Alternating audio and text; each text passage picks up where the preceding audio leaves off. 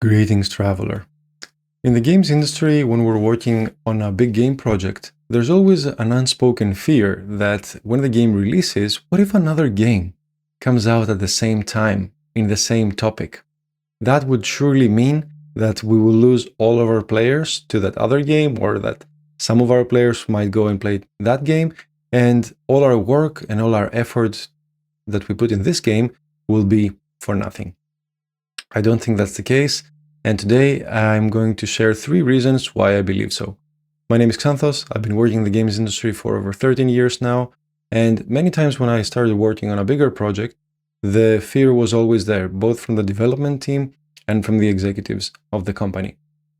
What if when we release our game, another game in exactly the same topic comes out at basically exactly the same time frame? So whether it's Christmas or spring break or whatever, whenever we plan to release it, another game is going to come out and it's going to have the same topic.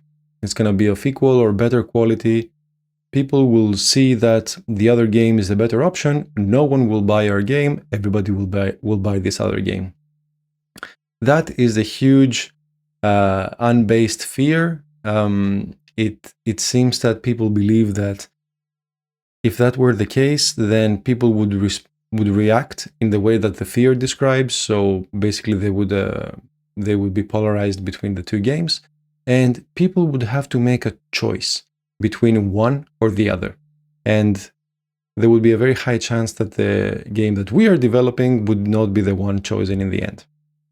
But being a gamer all my life and seeing the reactions of people historically, seeing the data and so on, I know for sure that that basically never seems to be the case. So the first reason why worrying about other games and their impact on the sales of our game is meaningless is because games typically don't cannibalize each other. There is plenty of samples out there of games that are essentially of the same type. They deal with the same content. Maybe it's a historical period, or it's a type of gameplay, or it's a sport or something. And no matter how similar they are in their topic, the style, let's say the theme or the gameplay, never prevented people from wanting access to both games. If two similar games come out, let's say that two similar strategy medieval games come out basically at the same time, that doesn't mean that one is doomed to lose to the other, or that everybody will buy one game and nobody will buy the other. Historically, what we see people doing is they want to play both. So I know for myself, for example, right? If two movies come out of the same content that I like, I want to watch both movies. If two bands that I like from a certain type of music bring out new songs, I want to listen to both songs. If two games come out even at the same time that deal with one of my favorite game genres, I want to play both of them, and I'm very, very thankful that both of them exist. I never lose that. I never lose by having more choice and more variety and more content to explore. So this idea that games will cannibalize each other if they come out at the same time is completely unbased. It's just one of the typical developer fears that we have. And there's nothing wrong with having these fears. It's just beneficial to realize that it's just that. It's an unbased fear, and people want to be delighted by as much good content as possible. And if it happens to be in the same topic and in the same time period, all the better. We have more content to explore. So there's no sense of cannibalization here. The second reason why worrying about this type of phenomenon is meaningless is because all the time that this worry takes and all the decisions we take as a result, so evaluating other games, worrying about when they're going to come out, worrying about their quality, trying to find out little tidbits of information on the internet about what they're going to be like and how big is the development team and how good the game is, how many people have it on their wish list on Steam, how is that going to affect our sales. This takes time. This takes a lot of time to research and to go into and to think about and to to fuss about. It's just a lot of time, a lot of resources. If it's one person, that's already bad. But if it's multiple people on the team or the entire company is worrying about that, maybe even shareholders and so on, and all these hasty fear-based decisions are taken and things are canceled and the project direction is switched on the fly. Let's not make it the same as them. Let's make it something else. All of this is wasted effort because it takes away something that the team had decided already to do and might have potentially been good already, and it throws you back into the unknown and to randomness. So it takes away lots of good things, and it definitely takes away time, and it gives back nothing. Because at the end of the day, historically, we see games becoming popular and having good sales because of what they are in the end, not because of what's around them.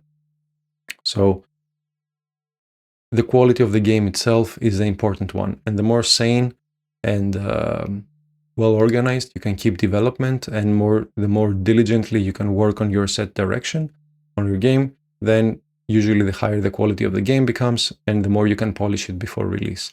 And that polish, that lack of bugs and ease of gameplay and so on, is what's a huge deciding factor when people choose to stick with a game versus what the genre is, or if there's another similar game out there. Finally, the third reason why comparing games like that and worrying about them is meaningless is because it steals away good games from the world, right? Let's say that the game you're working on is exactly the same as another game coming out. They're both about Egypt and they're both about, I don't know, action, mystery solving, and they both happen in the same time period and they both come out at the same time. Imagine someone who likes this sort of thing. Imagine a fan of mystery games and Egypt and that sort of situation, and they find out that this month, not one, but 2 games in this topic are coming out. That person would be delighted. Think about it for your favorite games. Let's say you like RPGs, or you like strategy games, or racing games, and let's say you like Formula One, and there's not one, well, now there is one Formula One game, but let's say there's another one that comes out that explores the same topic from a different angle, or it's the same angle, but it still has differences. It's delightful to be able to experience both games and the content of both games. They're not going to be identical because, of course, different teams, different people working on them. And each team puts their signature take on the content and the implementation, even if the topic is broadly the same, and even if they come out at the same time. And as we know, competition just makes things better. It doesn't make them worse. So if 2 similar games exist, then the automatic thing for game developers to do in this case is not to worry about the other game, but look at it and see what the other game is doing well and get an informed decision about cool things to develop for their game going into the future. And usually what happens is that both games, or all the games in the same sphere, understand their strong points more and typically try to double down on those rather than trying to copy the competition. But learning from the competition's quality of life features is, of course, something that all players appreciate, right? Let's say there was no quick save feature in one game and it exists in the other and players appreciate it, then that's just a quality of life thing. It's not necessarily a bad thing to improve the player's experience in that sense. But typically, game developers like to see what's around, learn from these things, and just make their own work as good as possible.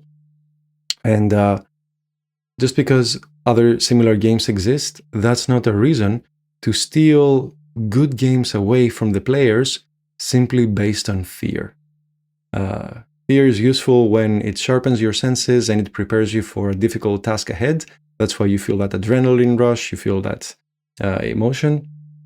But in this case, it can be used, and it doesn't have to prevent you from making good content and delighting our players in the best way we can. So this is a conversation I've heard many times in the games industry. Everybody dreads their game coming out at the same time as another big game, even if it's in fact not in the same topic. just purely being in the same time frame.